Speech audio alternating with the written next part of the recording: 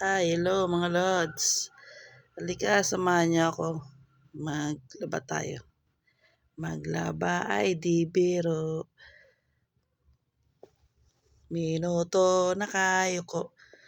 Di ka man makayuko. Di ka man makatayo. Aray ka. Sakit sa balakang yan. What? Tinaan na lang sa kanta-kanta para hindi indayin yung nananakit na kasukasuan. Tsaka nakakapagod din kaya maglaba. Kaya nga binibilisan ko na lang dyan eh. Wash-wash lang yan, wash-wash. Oh no! Paglalaba kasi pinaka-hate ko talagang gawin sa lahat.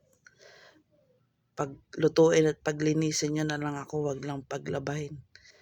Ayaw ko yan. Nag-day off pa kasi si Inday eh. Wala na tuloy akong tagalaba.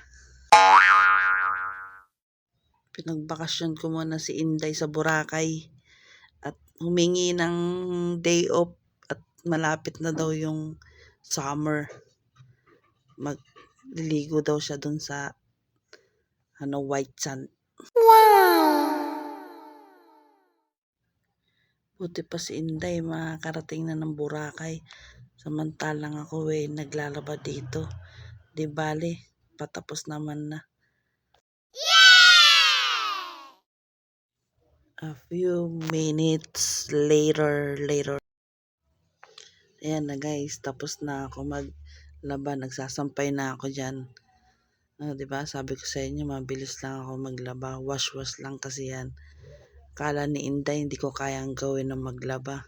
Pinipilit ko na lang kasi mga damit ko yan. Wala akong susutin.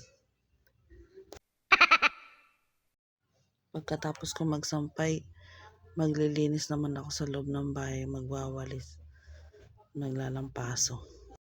Sana all. Mga lods, ayan na, maglilinis naman ako ngayon sa loob ng bahay, magwawalis. Daming mga alikabok sa ilalim.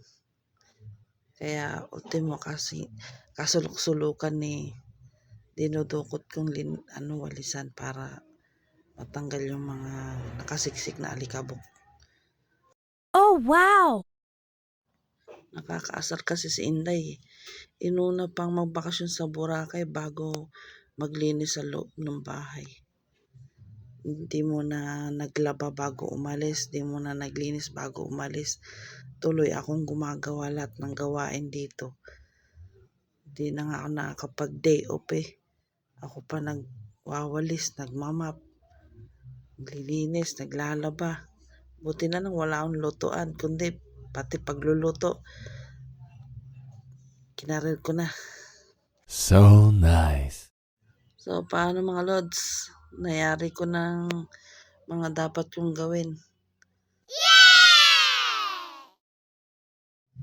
Tapos na ako maglaba mga lods. Maglinis ng bahay. Time na ulit para matulog. Ganun lang ang buhay.